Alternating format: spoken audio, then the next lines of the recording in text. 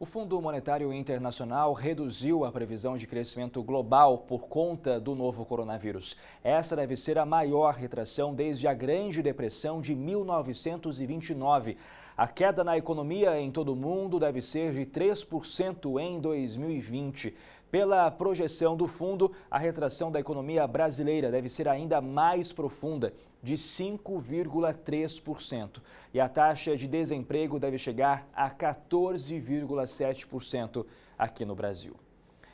E os efeitos da pandemia do novo coronavírus na economia brasileira fizeram com que os economistas do mercado financeiro cortassem mais uma vez as projeções para o PIB deste ano. A expectativa na semana passada era de 1,18% negativo e atualmente a previsão é que caia 1,96%.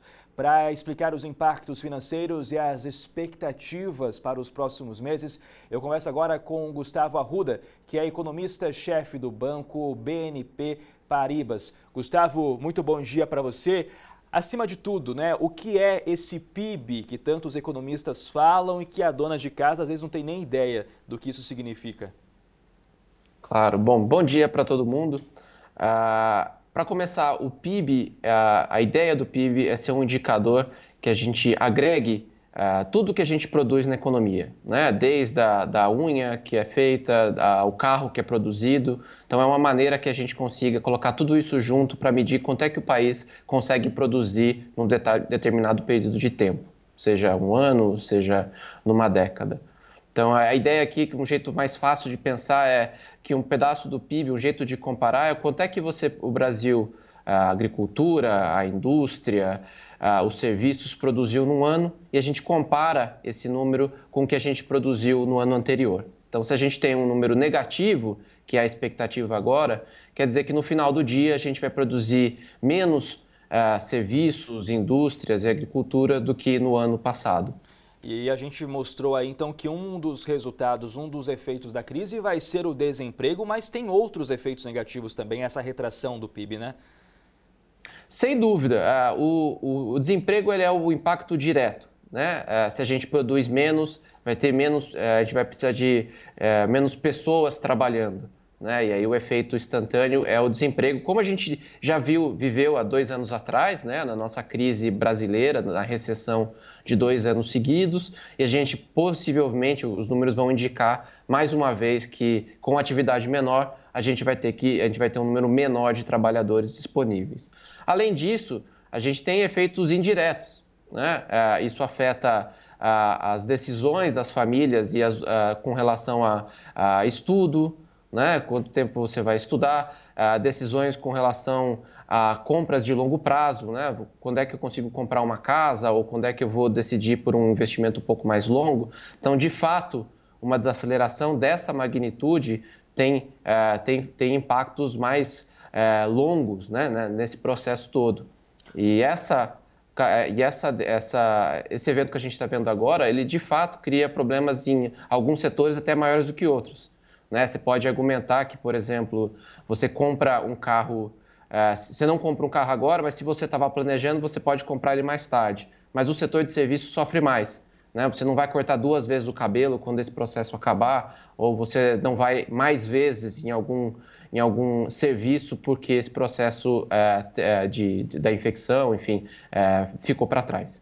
Gustavo, agora numa situação em que, por exemplo, as pessoas, pelo que você diz e a recomendação dos economistas, tentem evitar gastos aí que não sejam necessários, com essa redução da oferta, né?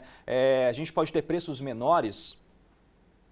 Sem dúvida, a gente começa a ver sinais de desaceleração grande em alguns preços, né? De novo, quando a gente olha a inflação, a gente bota todo mundo, né, todos os itens numa mesma cesta, né? Então, se por um lado a alimentação está mais cara, né, a alimentação do supermercado, porque de fato as pessoas estão comprando mais no supermercado, por outro, vestuário, né, roupas, alguns tipos de serviços, eles têm entrado naquele momento de promoções, né? Tentando convencer as pessoas a antecipar essa compra, apesar da tentativa das famílias entrando num processo mais de tentar guardar o dinheiro, porque a gente não sabe quanto tempo vai durar. E é por aí que vai então o cálculo da inflação?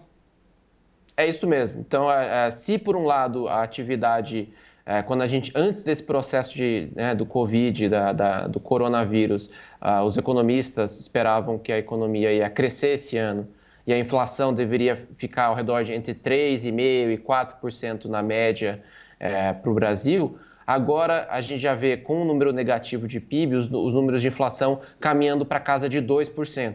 Né? Então, na média do preço das economias, alguns preços sobem, outros caem, mas na média a gente vai ter uma inflação muito baixa. Se confirmar essa inflação ao redor de 2%, vai ser a menor inflação que a gente já viu desde o início do Plano Real, se eu não estou enganado.